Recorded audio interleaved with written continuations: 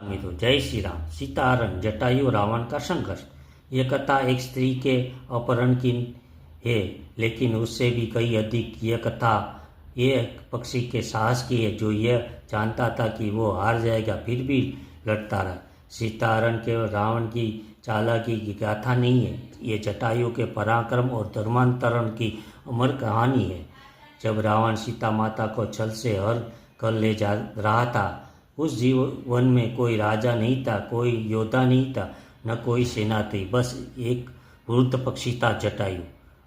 उसे मालूम था कि वो रावण के बल में छोटा है, शक्ति में कम है, शस्त्र में निर्बल है। फिर भी उसने आकाश में उड़ान भरी और सिंह जैसी गर्जना में कहा, ठहर रावण, तू एक अबला को बलपूर्वक से ले जा रहा है, ये अधर्म है और मैं धर्म का पक्षकर हूँ। तू मेरे पंख काट सकता है, पर मेरी आत्मा को बुझा नहीं सकता। कितनी बड़ी प्रेरणा है ये। आज के युग में हम कितनी बार सोते, मेरे अकेले के करने से क्या होगा। लेकिन जटायु ने यह सिद्ध किया कि जब बात धर्म की हो, सत्य की हो, सम्मान की हो, तो अकेला भी काफ़ी होता है। जटायु रावण से लड़ा, उसने आकाश को रणभूमि बना दिया, पंख कटे, उसका शरीर घायल हुआ, लेकिन उसे संकल्प की ऊंचाई उस पर्वत से भी ऊंची थी जिससे रावण गुजर रहा था।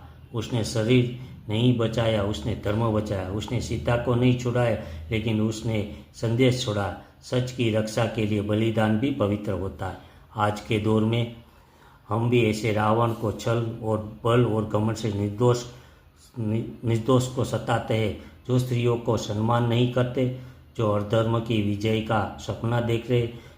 क्या तुम जटायु जैसे साहस, क्या तुम उस समय खड़े हो सकते हो जब बाकी सब चुप हो?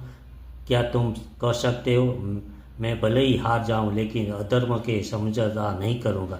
जटायु हार असल में विजय थी, क्योंकि हर संघर्ष करते गिरते चुप रहकर नहीं।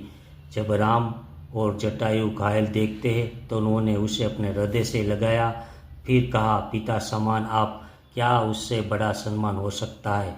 भगवान भी उसे योद्धा को नमन करते हैं, जो धर्म के लिए खून बहाता है। जो वही जटायु का संदेश है, धर्म के लिए उठो, चाहे परिणाम कुछ भी हो।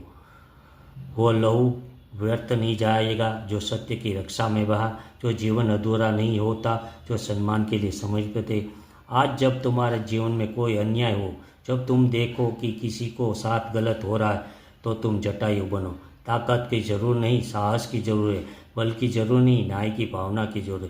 क्योंकि जीवन तभी सार्थक है जब हम किसी की और के लिए खड़े हो सकते, अपने नहीं, दूसरों का सम्मान के लिए भी लड़ सकते। जटायु तरह हार कर मर जाना और जीत के लाख गुण अच्छा अधर्म के साथ खड़े हो।